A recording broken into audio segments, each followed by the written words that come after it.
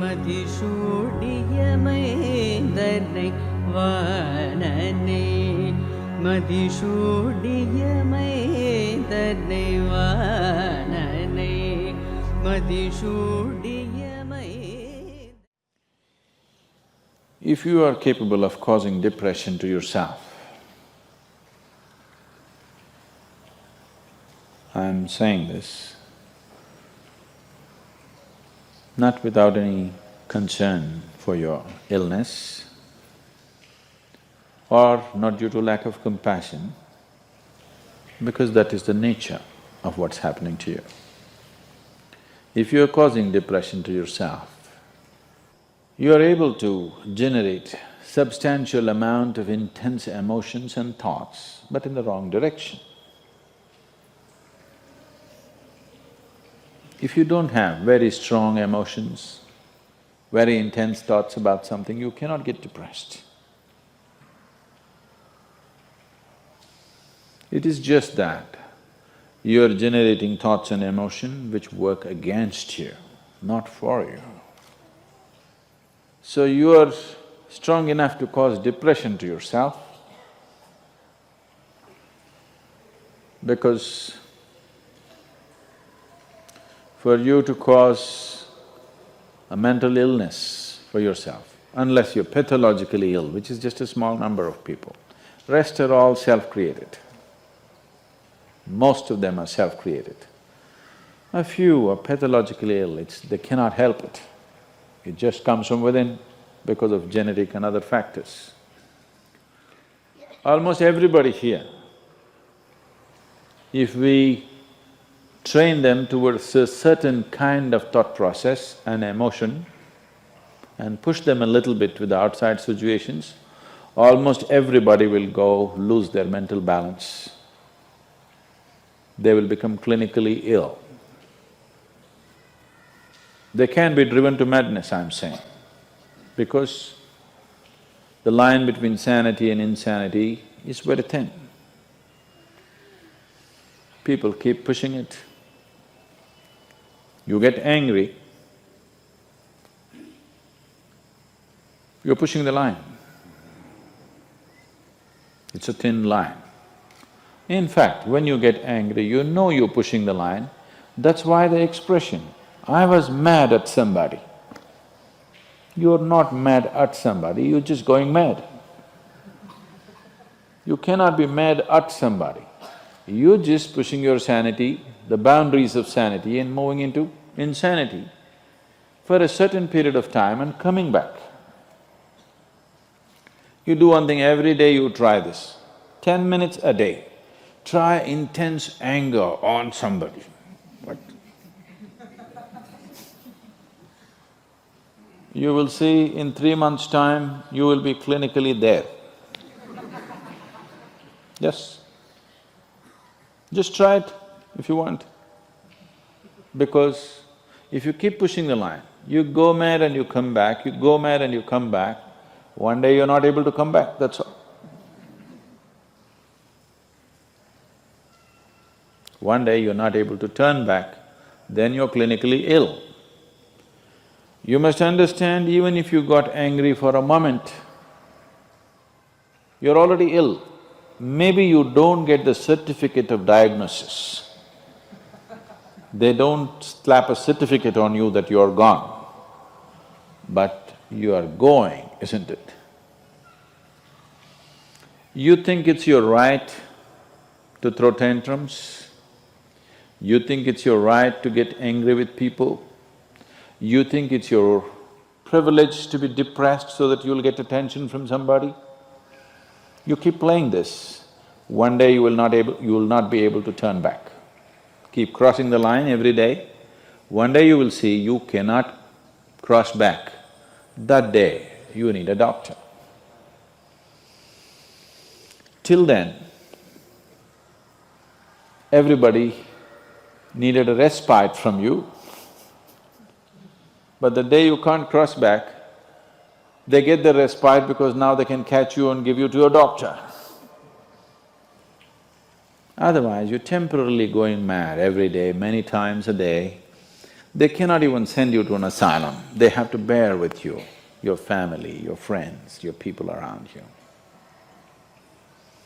If you get at least truly clinically ill, we can hand you over. There's one temple in Tamil Nadu, where they chain you and keep you. Where there is no hospital, no psychological for ailments, there's no hospital, there is a temple that somebody created which is supposed to push people back into sanity. So, families just take them and leave them there, they're shackled and left in the temple. You give them some money, they'll feed you, and you're just there like an animal, tied up. I think if hospitals were run like this, a lot of people wouldn't go crazy. They would maintain their sanity. Right now it's too deluxe. If you make hospital extremely comfortable, it'll become an incentive to become sick. And you have incentives in your life to become ill, right from your childhood. You got the maximum attention only when you fell ill. When you are happy, they screamed at you. When you squealed in joy, they screamed back at you, adults. You… then boo-boo, boo-boo, boo-boo, boo-boo. When you are a child, physical illness is good because you'll get attention from your mother and father and everybody around you, and you don't have to go to school on that day. So you learn the art of falling physically ill. But once you get married, you learn the art of becoming mentally ill. Because if you want to get attention, you go sit in a corner, act depressed, people will pay attention to you. So, you keep playing this game, one day you're not able to cross the line back. That day, you're clinically ill. Unfortunately, in many ways, not just in the way that I said now, in many different ways, I would say 70% of illnesses on the planet, all kinds, are self-created.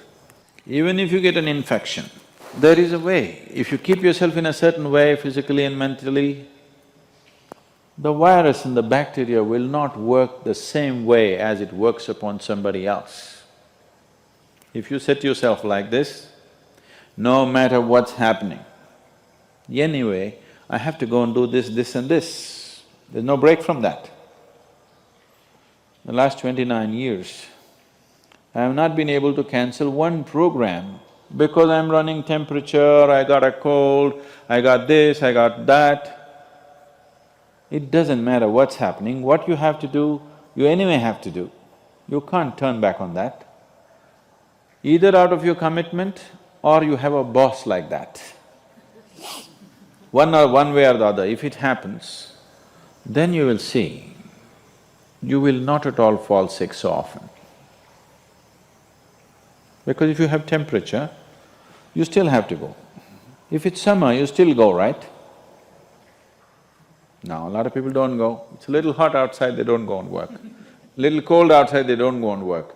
A little raining, they won't go and work. A snowflake, they will not go and work. This is just weather. So for every change in weather, if you have the comfort of covering yourself in a blanket and lying down, once you create that, your body will learn to fall sick as often as possible.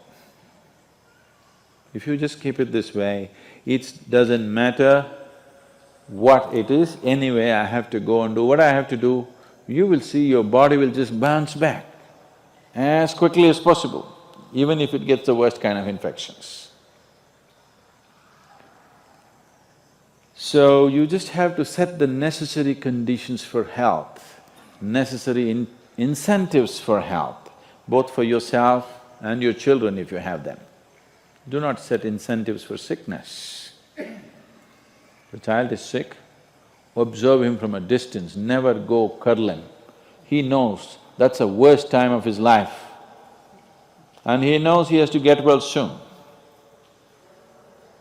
And give him the best attention when he is joyful, you will see he naturally learns from within. His very chemistry will learn that it pays to be joyful, it doesn't pay to be sick. If you make this very clear to your own biology, to your own chemistry and to everybody around you, you will see people will not fall sick as often as they are right now. So set that up for yourself. You will see you will get healthy. If you can turn your mind this way, you can also turn it this way. I want you to understand this. No, I'm like this because my father abused me when I was 7 years of age. If you know all that bullshit, you can as well turn yourself around, isn't it? It's time. You must understand, mentally, physiologically, chemically, energy-wise, you must clearly understand it doesn't pay to be sick, unhappy, depressed. It doesn't pay. To be joyful and ecstatic, it pays. If you make this clear to all these people inside, they will all behave properly. Bharatam Mahabharatam Ganga Narmada Punyatirtam Sindhu Saraswati Kaveri Jivana Karana